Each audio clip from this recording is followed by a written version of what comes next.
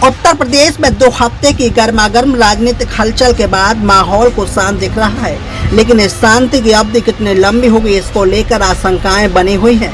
UP के नेताओं के साथ बैठकों के बाद बीजेपी के केंद्रीय नेताओं ने भले ही किसी बदलाव को अटकलबाजी बताया हो और सब कुछ ठीक ठाक होने का संदेश देने की कोशिश की हो, लेकिन यह संदेश इसी रूप में न तो बीजेपी नेताओं और कार्यकर्ताओं के बीच पहुंचा है और न ही आम लोगों के पास, यानी सरकार और संगठन के स्तर पर बदलाव की चर्चाएं जारी हैं। आपको बता दें, राजनीतिक जगत में इस बात की भी चर्चा है कि योगी आदित्यनाथ को मुख्यमंत्री बनाना बीजेपी और राष्ट्रीय स्वयंसेवक संघ के शीर्ष नेताओं को अब ऐसा फैसला समझ में आ रहा है जिसे अब बदलना और बनाए रखना दोनों ही स्थितियों में घाटे का सौदा दिख रहा है। दूसरा, पिछले 4 साल के दौरान बतौर मुख्यमंत्री योगी आदित्यनाथ की जिस तरह की छवि उभर कर सामने आई है, उसके सामने 4 साल पहले के उनके कई प्रतिद्वंदी काफी पिछड़ चुके हैं। एक विधायक ने नाम न छापने की शर्त पर बताया, योगी ने बतौर मुख्यमंत्री खुद को वैसा ही बना लिया है जैसे प्रधानमंत्री के तौर पर नरेंद्र मोदी हैं। धार्मिक कट्टरता जैसी बातों में वो उनसे कई गुना आगे हैं और ऐसा दिखते भी हैं। मंत्रियों और विधायकों की हैसियत यहाँ भी वैसी ही है जैसा कि केंद्र में मंत्रियों और सांसदों की है। नौकरशाहों के जरिए यहाँ भी सरकार चल रही है और केंद्र में भी। वे कहते हैं कि विधायक तो आप सिर्फ विधानसभा में गिनती करने के लिए रह गए हैं, अन्यथा उनकी कोई हैसियत नहीं है।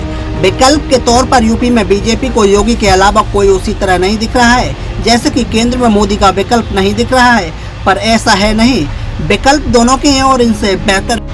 साल 2017 में बीजेपी ने यूपी विधानसभा चुनाव में किसी भी नेता को मुख्यमंत्री का चेहरा बनाकर चुनाव नहीं लड़ा था और न ही कोई ऐसा नेता था जिसे सामान्य के रूप में चुनाव से पहले मुख्यमंत्री के तौर पर देखा जा रहा हो।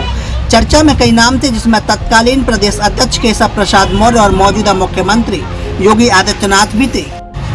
कई दिनों की कसरत और भारी हंगामे के बाद लखनऊ में योगी आदित्यनाथ को मुख्यमंत्री के साथ ही केशव प्रसाद मौर्य और डॉक्टर दिनेश शर्मा को उप मुख्यमंत्री बनाने की घोषणा हुई। हालांकि इससे ठीक पहले मनोज सिन्हा का नाम भी मुख्यमंत्री के तौर पर खूब प्रचारित किया था, लेकिन वह उसी तेजी के साथ हवा हो गया जिस तेजी के साथ चला था। इस दौरान मुख्यमंत्री के तौर पर योगी आदित्यनाथ की कार्यशैली पर कई बार सवाल उठे हैं। कानून व्यवस्था के मामले में शुरुआत से लेकर अब तक विपक्ष के निशाने पर रहे हैं और योगी होने के बावजूद जातिवादी सोच की आरोप विपक्ष के अलावा बीजेपी के भी कई नेता लगा चुके हैं। बावजूद इसके योगी आदित्यनाथ की छवि बीजेपी के एक फायर ब्रांड प्रचारक और हिंदुत्व के प्रतीक नेता के तौर पर बनती गई। इन्हीं सबकी वजह से मुख्यमंत्री के तौर पर उनकी तमाम कमियों को भी नजरअंदाज कर दिया गया। यहाँ तक कि पिछले 2 हफ्ते से आरएसएस और बीजेपी के तमाम नेताओं की दिल्ली और लखनऊ में हुई बैठकों के बाद यह माना जा रहा है कि शायद अब यूपी में नेतृत्व परिवर्तन हो जाए। लेकिन बैठक के बाद वो नेता भी योगी आदित्यनाथ की तारीफ कर गए जिन्होंने कई मंत्रियों और विधायकों के सामने आमने सामने काफी लंबी बैठक कर कामकाज का फीडबैक लिया था। हालांकि लखनऊ के वरिष्ठ पत्रकार शरद प्रधान कहते हैं कि नेतृत्व संकट अभी टला नहीं है और कुछ न कुछ फैसला जरूर होगा। बीबीसी से बातचीत में शरद प्रधान कहते हैं कि मोदी शाह अभी इंतजार कर रहे हैं। वो चाहते हैं कि बाहर से किसी तरह का विवाद न दिखे क्योंकि इससे पार्टी को नुकसान ही होगा। ये इतना बड़ा मुद्दा योगी की वजह से बना है और अब तो केंद्रीय नेतृत्व का कुछ न कुछ फैसला करेगा ही।